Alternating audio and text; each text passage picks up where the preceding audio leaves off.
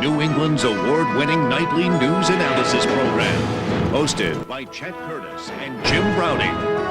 This is Newsnight.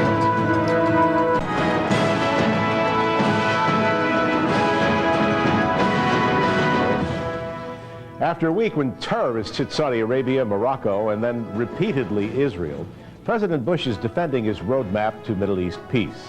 At a White House event yesterday, Mr. Bush said all who care about peace have to, quote, step up and fight terror. The question we're asking tonight might surprise some people. Could it be that terror attacks in the Arab world and Israel actually make a common ground for settling the Palestinian question in the Middle East? Or is terror driving the two sides further apart? We invite responses tonight from Farouk El-Baz of Boston University, just back from a visit to Saudi Arabia. Our other guest is Mark Gopin, author of Holy War, Holy Peace. He is the newly named chair in religion, diplomacy, and conflict resolution at George Mason University. Gentlemen, thanks for being here. And especially to you, Mr. El-Baz, just got off a plane from Saudi Arabia. That's right. Well, let's start with the first question that I posed in the introduction. Do you see these current attacks, the increased attacks over the last 2 or 3 days, as maybe bringing Saudi Arabia and the Israelis together? There is no question about the fact that these terrorist attacks, the way they happened, and the fact that they were against civilians, and lots of Saudis died, had a wake-up call in Saudi Arabia, because in the past they would say that these attacks that have happened were against troops, military people. So you fight the military, and you don't want the military here in Saudi Arabia, the land that has the Prophet's mosques and so on. But now the terror attacks are directed against civilian populations, including people other than Americans, including Europeans and Arabs, and the people died, and one of the not a man of known personality died, and the 2 kids of a Jordanian Christian couple died, and so people were absolutely shocked. So concretely, what does that mean? How is that all going to translate, this epiphany that you seem to be suggesting is happening there? What's it going to mean? Changing the Saudi attitude towards these groups of people that keep on talking on behalf of the religion, which they really are not talking on behalf of the religion, but they appear as if they are talking on behalf of the religion, and that's why the Saudis have left them alone. Now they are not going to be leaving them alone whatsoever, because every single imam in every single mosque in Saudi Arabia spoke vehemently against these acts. Mark, what's your take on that question? What's this going to do? Is there some common ground now between the Saudis and the Israelis? Well, the way I see it is that there's been a tragedy of the last 10, 20 years of allowing a certain kind of violence in the name of Islam that nobody paid a price for in the Arab and Islamic countries, because it was exported elsewhere.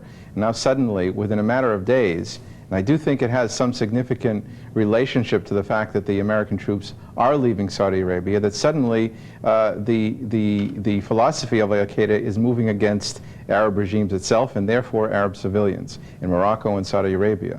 So suddenly a philosophy that allowed for martyrdom and suicide attacks against others is suddenly coming, and that's a logical development of something that was bad to begin with, and a corruption of the interpretation of Islam. So people are going to look at that much more seriously now and do a lot more introspection. Farouk, well, you would think the Saudis shouldn't have been terribly surprised. Osama bin Laden has said from the very beginning that he had a problem with the Saudis, first of all, allowing American troops on their soil, and was not terribly pleased with the House of Saud. No, but he said he had a problem with the American military in Saudi Arabia, and he was going to fight the American military in Saudi Arabia. And the Al-Khobar event and the one after that, both of them had been directed against military troops. He wanted the American military out of Saudi Arabia. But now, the bombs occurred in a civilian sector housing a lot of different people, including Saudis, which is very different. Mark, let's move a few miles away over to Israel for a second. Despite what seems to be a consensus positive position here, how can anyone be positive about peace between the Palestinians and the Israelis The day before Sharon is supposed to come here to meet with George Bush, we see what, the 5th suicide bombing attack in 5 days. We see essentially a shutting off of the border, which means that many Palestinians who are innocent in this case can't go to work, can't move around, these sort of things.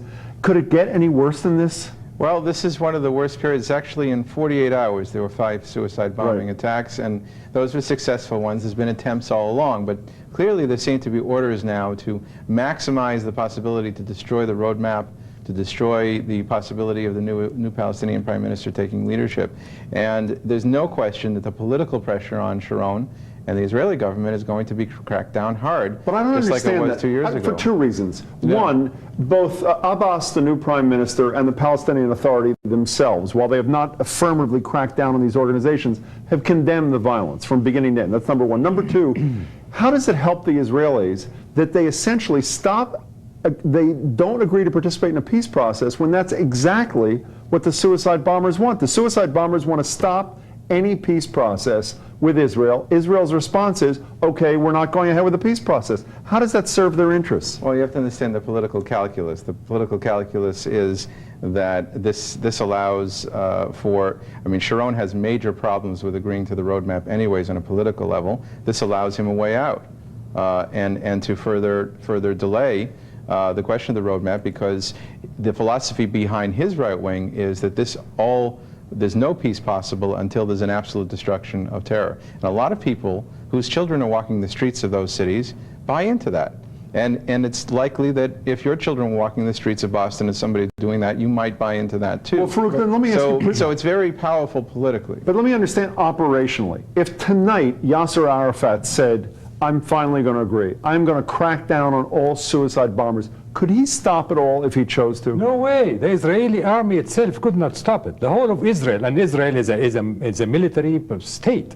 Israel itself could not stop terror within the state itself. And when Israel occupied the West Bank, they could not stop all of the terror attacks within the West Bank. So Arafat cannot do it. Arafat has no way of stopping it. The basic thing is that for as long as there is an Israeli army in the West Bank, as long as there are kids being killed and people that are their homes being destroyed and so on, there will be people that have absolutely no hope, and therefore they will give up their lives. And if somebody is willing to give up his life, there is no way of stopping them. Well, how do you stop it?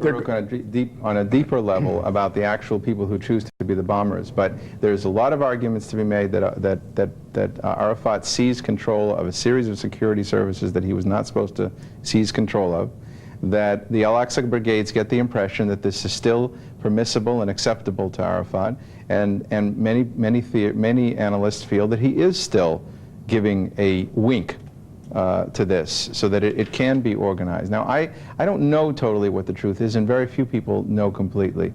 It's obvious that the Israelis are much better at the stick than they are at the carrot. The whole peace process has been better at clamping down on counterterrorism, and that unites Bush's philosophy with Sharon's philosophy. And you know from many things I've said here before that I disagree with it. There has to be a much greater attention to the conditions of people's lives. At the same time, there's something very bad going on at the highest levels of allowing this terror to continue in the name of the Palestinian cause. No, but Mark, they're both sides are going around in circles, though, and somebody has to make the first move. You know, Israel says the violence has to stop.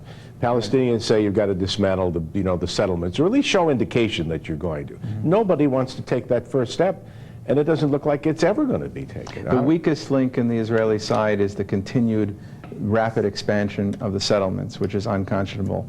But the weakest link on the Palestinian side is the wink at and approval of these operations and considering them not terrorism because everybody in Israel is in the military. And even at the highest levels of many Islamic authorities saying that martyrdom when it comes to Israel is okay.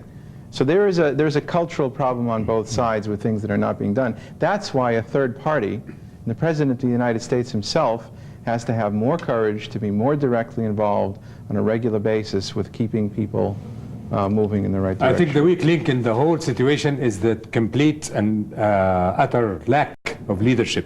If we had a leader on either side that had the vision and the imagination of somebody like Sadat and Begin, something could have been done, but both leadership in both, in mean Arafat Palestine. and Sharon in Arafat and particular? Sharon, both of them, all of them are playing So their do we own- have to wait for the next generation of leader? I think they will have to change. Both of them think it's all about them as individuals, and who said what about me and so on. Both of them think it is really about them, and it's not about them. In case of Israel, it's about the Israeli people. In case of Arafat, it's about the Palestinian people. It has nothing to do with these two. So is the infamous roadmap to peace a dead on arrival item? There's a wish list right now. I think it depends on some of the conversations, the quiet conversations that would go on eventually between Abu Mazen and Sharon and Dalan, the chief of security, and also between Bush and Sharon, as far as whether they are willing to take concrete steps on the Palestinian side to really start to unravel the infrastructure of terror, which is going to be painful, and whether the Israelis are going to show some goodwill in terms of freezing the settlements. And that's going to take leadership of a third party to move inexorably in that direction. Farouk, you were in Saudi Arabia just recently. If these terror attacks continue by Al-Qaeda, is there any danger they could bring down the House of Saud? I don't think they can bring down the House of Saud, but they can certainly be a divisive kind of attitude and atmosphere in the country. There is no question about the fact that some of the Saudi royal family, and I met with several of them, are apprehensive of the whole situation, no question about it, and several of them have voiced their opinion that there must be changes. So in some ways, it's a good sign that they know that they need to have some changes within the society, within the government, so that some of these things would stop.